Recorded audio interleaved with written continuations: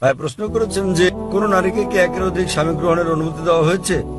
যদি একজন পুরুষের একাধিক স্ত্রী থাকে এবং শিশুর জন্ম হয়, আপনি সহজে শনাক্ত করতে পারবেন কে পিতা কে মাতা। কিন্তু যদি একজন নারীর একাধিক স্বামী থাকে এবং শিশুর জন্ম হয়, ডিএনএ পরীক্ষার সুযোগ আছে। আপনি ডিএনএ টেস্টিং এর কথা বলছেন, আমি সেটা জানি। ডিএনএ টেস্টিং তো সাম্প্রতিক, 50 বছর আগে কি এটা ছিল? ডিএনএ টেস্টিং না, এটা হচ্ছে একটা সাম্প্রতিক আবিষ্কার। যদিও এখনো এটা পরিপূর্ণ নয়, যদি পরিপূর্ণ ধরি সেটা এখন, আগে ছিল না, কিন্তু স্মরণকাল থেকে তো ইসলাম ছিল।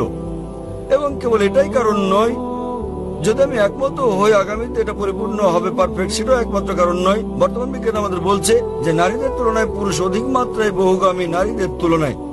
আজ বিজ্ঞান আমাদের বলছে যে ঋতুস্রাবের সময় নারীদের কিছুটা মানসিক পরিবর্তন দেখা দেয়, তাই কোন নারীর পক্ষে একাধিক স্ত্রীর ভূমিকা পালন করা সম্ভব নয়।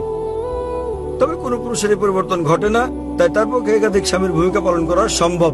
আজ বিজ্ঞান আমাদের বলে দিচ্ছে যে যদি কোনো পুরুষের একাধিক যৌনসঙ্গী থাকে এবং সবাই বিশ্বস্ত হয় তাহলে কোনো সমস্যা নেই। তবে যদি একজন নারীর একাধিক যৌনসঙ্গী থাকে এবং সবাই বিশ্বস্ত হয়, তবুও বিভিন্ন যৌন রোগ সংক্রমণের সম্ভাবনা থাকে, তাহলে সেই রোগ তখন পুরুষ সঙ্গীরও হবে। তাহলে মেডিকেলি এটা গ্রহণযোগ্য নয় যে কোনো নারীর একাধিক যৌন সঙ্গী থাকবে, কিন্তু মেডিকেলি এবং সায়েন্টিফিক্যালি এটা গ্রহণযোগ্য যে একজন পুরুষের একাধিক সঙ্গিনী থাকতে পারে।